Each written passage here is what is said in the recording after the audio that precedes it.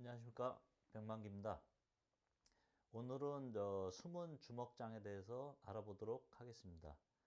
숨은 주먹장은 요런 모습입니다. 일단 외형적으로 보면 이런 모습이고요. 숨은 주먹장은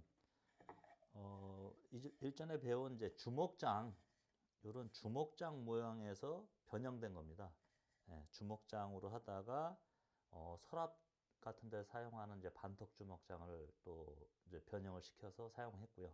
또 거기서 한 걸음 더 나가서 이렇게 숨은 주먹장으로 했는데, 숨은 주먹장을 하는 이유는 보시다시피 결이 가구의 그 결을 이제 굉장히 중시하는 사람들이 이제 이런 걸 창안하기 시작한 건데요. 결이 보시다시피 쭉 연속성이 있습니다. 연속성이 이렇게. 예. 일반 주먹장 같은 경우는 결이 이렇게 하다 주먹장의 암수 장부가 교차를 하면서 결의 연속성이 이제 절단이 되다 보니까 결의 연속성이 조금 떨어집니다. 그래서 이런 결의 연속성을 더 살리기 위해서 바깥의 표면에는 결구가 안 나오도록 근데 안에 보면은 우리가 일전에 배운 이제 주먹장과 똑같습니다. 숫장부하고 암장부가 그대로 결구는 돼 있는데, 안에서는 결구가 돼 있는데 겉에서 봐서는 결구가 안 보이게. 그래서 결구가 안 보인다는 거는 나뭇결의 연속성이 그대로 살릴 수 있다는 장점이 있습니다. 예, 예를 들어서 탁자나 이런 경우에 결을 그대로 살려서 기역자를 꺾는데 주로 숨은 주먹장을 사용하고 있습니다. 근데 이제 숨은 주먹장은 주먹장을 가공할 수 있으면 누구나 다 하실 수는 있습니다. 근데 요 바깥에 주먹장 자체가 바깥으로 나무 편 바깥으로 나오지 않게 하기 위해서 요만큼의 연기만큼 두께가 있습니다. 요 두께만큼 가공을 해야 되는데, 요 두께 가공할 때 조금 애로사항이 있습니다. 왜냐하면 주먹장 같은 경우는 그대로 톱질해서 만들면 상관이 없는데, 요거는 반만 안쪽만 가공을 해야 되기 때문에 톱질도 어렵고 끌질도 조금 까다롭습니다. 특히 숨은 주먹장 할 때는 요 수직 그다음에 수평 가공이 생명인데, 요거를 일반적으로 이제 처음에 하시는 분들 상당히 어렵습니다.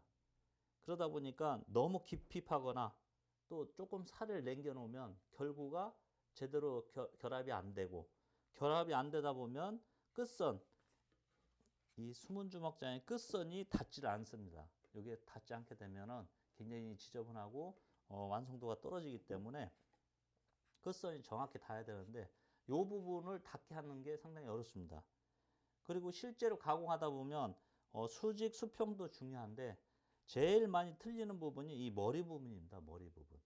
머리 부분이 삼방 연기할 때도 잠시 설명을 드렸지만, 맨 처음에 기준선을 잡고 연기 두께만큼 또 기준선을 잡아야 되는데, 그 기준선을 잡을 때 연기 두께보다는 약간의 여유를 더 주고 잡고 가공을 하셔야 결국을 했을 때 끝선이 닿게 되어 있습니다.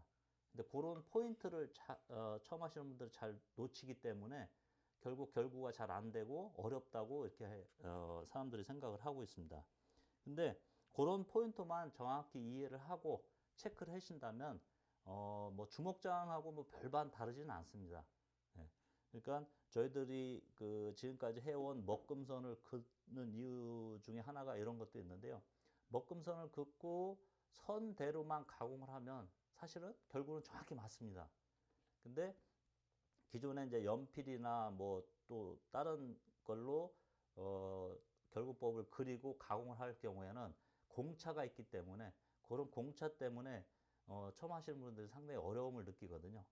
그래서 오히려 처음 하시는 분들이 먹금선을 긋는 게 훨씬 실수도 줄이고 정확도도 높일 수 있는 그런 좋은 방법입니다. 그러니까 이제 그런 먹금선을 잘 기억을 하시고요. 그 다음에 이 머리 부분을 원래 치수보다는 약간 더 여유 있게 그려서 들어갈 수 있는 여지를 조금 더 주도록 그렇게 가공을 하셔야 됩니다. 그런 포인트를 일단 정확히 이해하시고 수업에 들어가도록 하겠습니다.